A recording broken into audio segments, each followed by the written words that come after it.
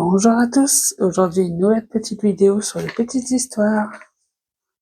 Avant de commencer, n'oubliez pas de vous abonner, de laisser un pouce bleu et de faire un petit commentaire pour me dire ce que vous en pensez déjà et de répondre aux fameuses questions. Alors, ma petite histoire de ce beau dimanche, c'est le chat et le grelot. En plus, j'adore les chats, ce qui est plutôt très bien pour moi. Alors, la première partie se nomme les 12 chats. Ça fait beaucoup. Ça me dérangerait pas d'en avoir 12. Désolée. Une bonne douzaine de chats, chattes et chatons, logés dans le grenier à foin de la ferme. Il y avait des blancs, des noirs, des tigrés, et même un roux. Certains disent de gouttière, porter le poil ras et raide. D'autres disent angora, porter des longs et soyeux. Ma douzaine de chats ne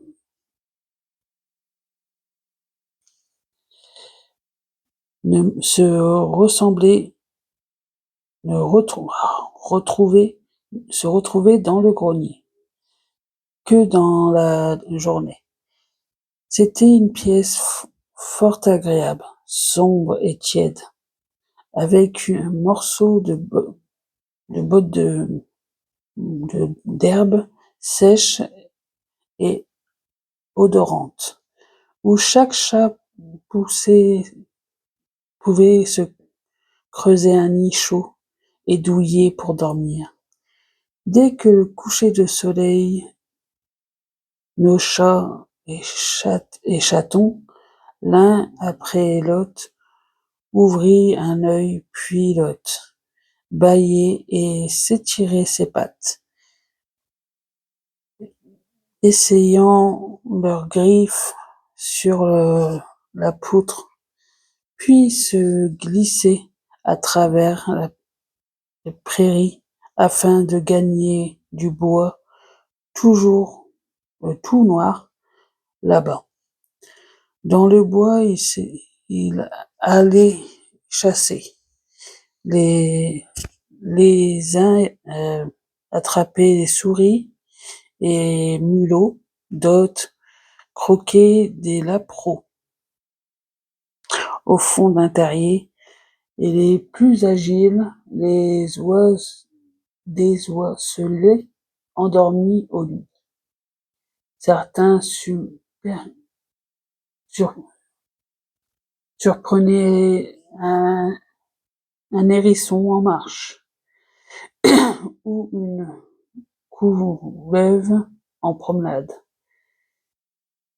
En moins d'une heure, se conten-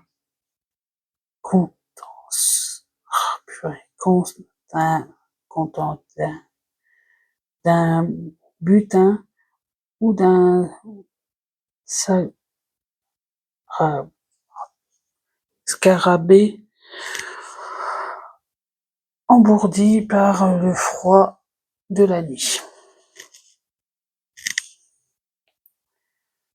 Tout revenant au petit matin dans le grenier à foin, fatigué, essoufflé, et peigné et crotté, parfois égratigné ou éclopé. Ils se hâtaient à se faire leur toilette et de se coucher en rond. Ceux qui y avaient bien mangé ronflaient comme des bien heureux. Mais ceux qui avaient l'estomac creux, ou presque, parce qu'ils n'arrivaient pas à trouver le sommeil, et se sentaient bien malheureux. Les pauvres petits Moi, ça me dérangerait pas de les accueillir. Alors, il y a 4 questions cette fois-ci. Désolée, j'ai un peu bloqué pendant ma lecture, hein, ça peut arriver. Quand les chats se retrouvaient-ils dans le grenier? Quand les chats se retrouvaient-ils dans le grenier? La deuxième question, c'est quand gagnait-il le bois? Quand gagnait-il le bois? La troisième, que mangeait le plus agile? Que mangeait le plus agile? La quatrième, que faisait-il avant de se coucher? Que faisait-il avant de se coucher? Alors, pour la deuxième partie, le garde-manger vide. Un jour, Minouche, le plus vieux chat de la bande de chats, proposa au milieu de la chasse que chacun de soi pour soi, au lieu de chasser chacun pour soi, pourquoi ne chasserons-nous pas chacun pour tous? Nous rapporterons notre gibier au lieu de le manger sur place, afin de le partager en frères. Ainsi jamais aucun de nous ne devrait dormir l'estomac creux. Tous les chats et chatons et chattes applaudissent. Justement, il y avait dans un coin du grenier un vieux garde-manger suspendu. Désormais, dès son retour à l'aube, chaque chat y déposait sa chasse. Et lorsque tous étaient rentrés, Minouche, le plus sage, faisait le partage. Cela n'avait pas quelques disputes, mais au fond, tous y trouvaient leur avantage. Jusqu'au jour où Minouche ouvrant le garde-manger, le trouva vide. Miaou, miaou, l'affreuse chose, gémit la pauvre Minouche. Nous sommes volés. Nous devons tous nous coucher sans déjeuner. Miaou, que faire? Miaulement de tous les autres. Si le voleur est venu aujourd'hui, il reviendra demain, c'est sûr, et nous finirons par mourir de faim. Le voleur est peut-être parmi nous, dit Minouche, en regardant les uns après les autres les chats présents. Mais les chats présents avaient des airs si innocents que Minouche ajouta: Non, le voleur n'est pas là. Voyons combien nous sommes ici. Sommes-nous ici? Minouche n'était pas très n'était pas très fort en calcul. Ils eurent bien du mal à compter et à recompter jusqu'à 11. Il manquait un chat, et ce chat était Minoucalin, le plus polisson.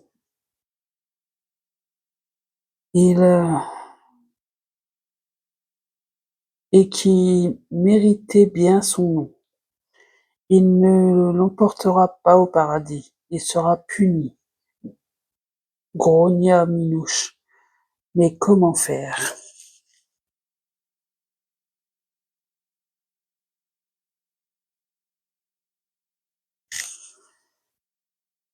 Alors, il y a 3 questions cette fois-ci. Qui faisait le partage? Qui faisait le partage? La deuxième, que seront obligés de faire les chats? Que seront obligés de faire les chats? Et la troisième, comment s'appelle le chat le plus polisson? Comment s'appelle le chat le plus polisson? Entre parenthèses, il parle bien son nom. Alors, pour la troisième partie, le voleur puni. J'ai une excellente idée, expliqua Minou Malin, qui lui aussi méritait bien son nom. J'ai là dans une casquette cachette connue de moi, un petit gros lot. Lorsque j'étais un chaton, la fille de la fermière l'avait attaché autour du cou.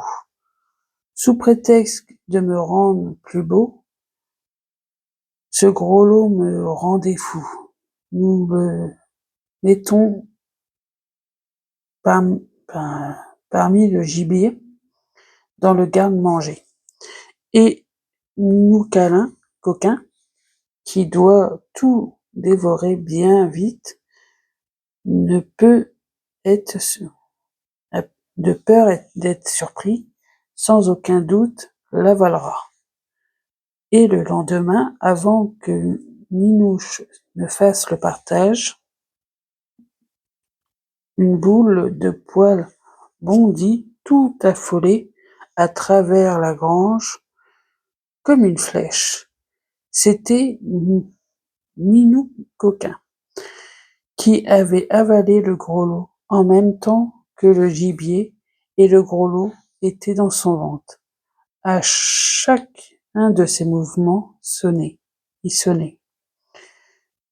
Te voilà puni et bien puni, lui dit Minouche. Tu ne recommenceras plus. Ah non, il n'avait pas envie de recommencer, le pauvre Minou Coquin. Il finit par trouver le trou de sa chatière, s'y engouffra et courut vers le bois. Il courut, peut-être